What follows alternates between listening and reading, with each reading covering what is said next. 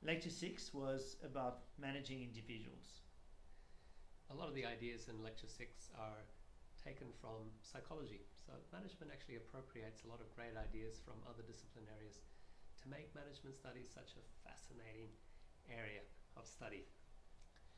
We looked at some personality theories. These are theories for explaining the human condition, who we are, what motivates us, beginning with Sigmund Freud's psychoanalytic theory, which says that essentially the human condition can be explained in terms of three aspects. So it's a tripartite theory of the id, the superego, and the ego. The id is our basic animal instincts, our sexual and aggressive drives. The superego is the social monitor, so those values that have been incorporated or given to us by our parents and teachers and society more broadly. And then the ego in between, trying to fulfill the needs of the id and the superego, and they conflict with each other, and they lead to a condition of distress. And essentially Freud's is a very negative or pessimistic view of human nature, and his famous book was Civilization and Its Discontents. Why we're all so distressed.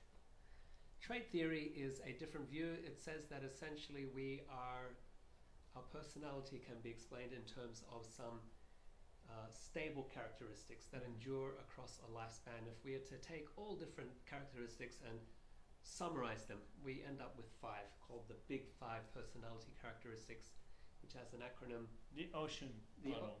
That's right, the ocean acronym. O for openness, so this is a continuum. So on one side openness, and then very closed-minded on the other side. C for conscientious, that is how concerned or aware we are of others and their needs. E is for extroversion, actually. And so on one side we have a very big personality, a very loud personality. On the other side we're very closed and reserved and introverted. A for agreeableness, that is how well we are able to adjust our needs in order to fit with the needs of others, so to negotiate what we want to do and how we'll do it. And you don't like? I don't like this N nomenclature. I just think it's unfortunately named. So neurotic, but really it's about emotionality. Right. So some people, they react to life in a very emotional way. When things are great, they are over the moon, and things go bad and they're very, very distressed. Others are more stable. So these 5 big personality characteristics, you can get a personality profile that's used in recruitment, coaching, mentoring. So it's a very helpful model. Socio-cognitive theory challenges the trait view. It says that yes, traits are important, but the environment is also important. So which traits actually develop will depend on the environmental contingencies.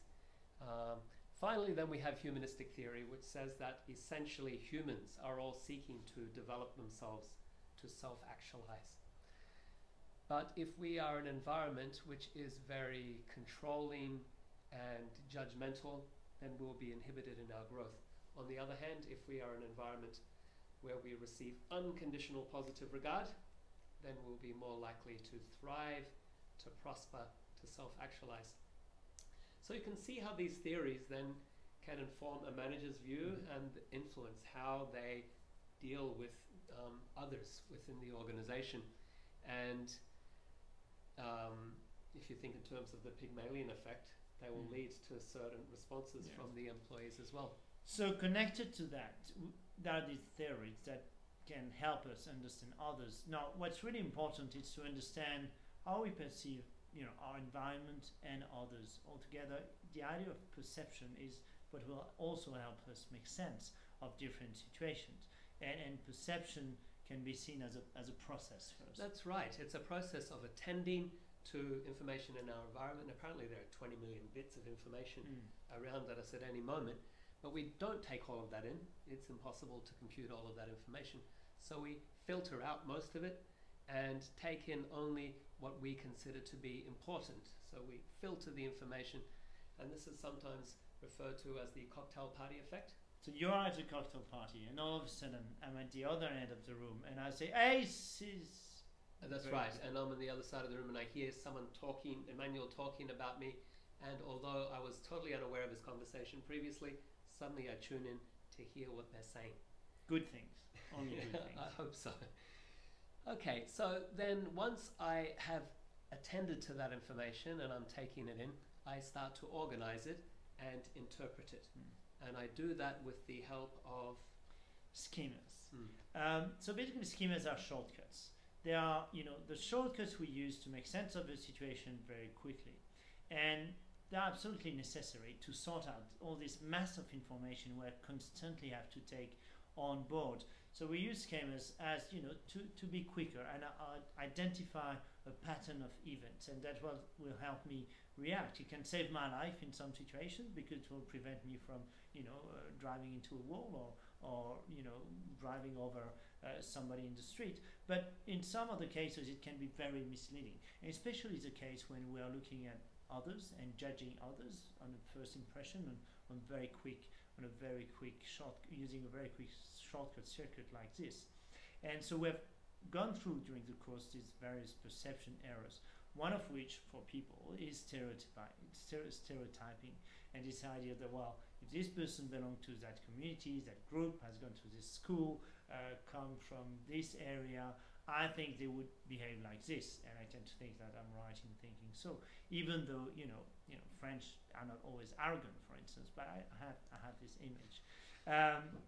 Now, obviously, and then I tend to validate that, and that's called the halo or devil effect. So if I think positively about a person because of something I've perceived initially, or because they belong to a group, well, I'll tend to try to verify that.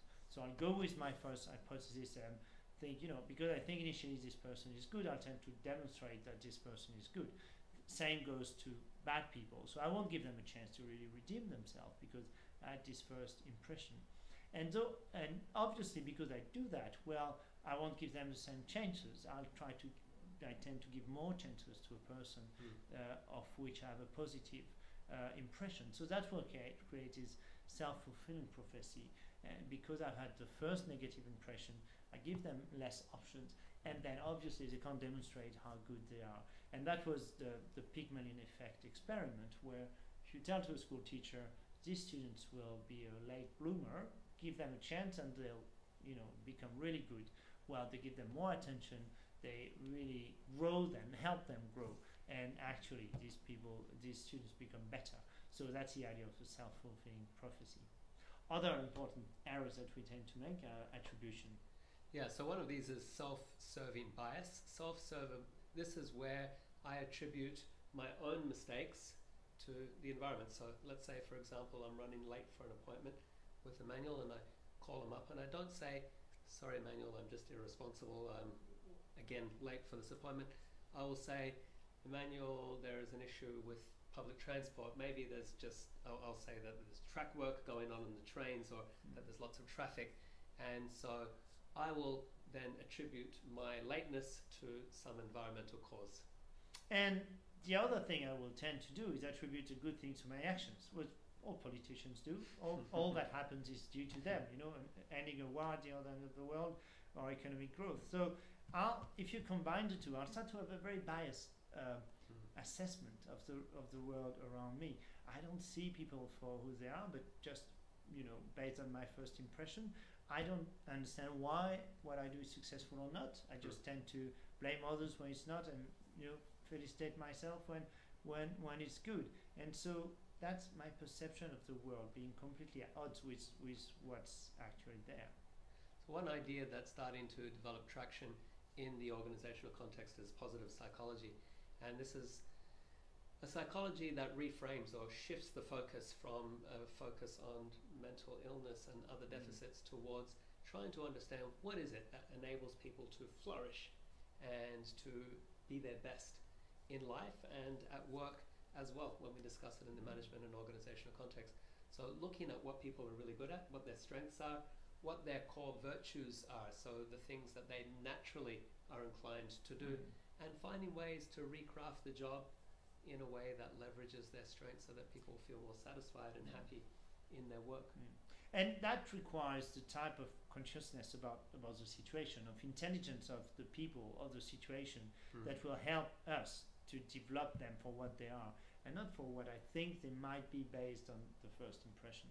So there's a strong connection to some authenticity and real understanding and listening about what's really happening in the organization. Now, there's a critique of positive psychology. Some people say, from a critical management perspective, that just telling people to be good and happy and satisfied and use your strengths is not really empowering them and giving them the resources that they might need to actually be successful in their work. And so they see this as somewhat manipulative, using psychology as a tool to get more conformity from the employees. And obviously, that's the negative aspect, and that relates to the ethical boundaries and how far you can do that. The positive view is that it helps people to be just happier. So that's a positive element. Happiness is a good thing.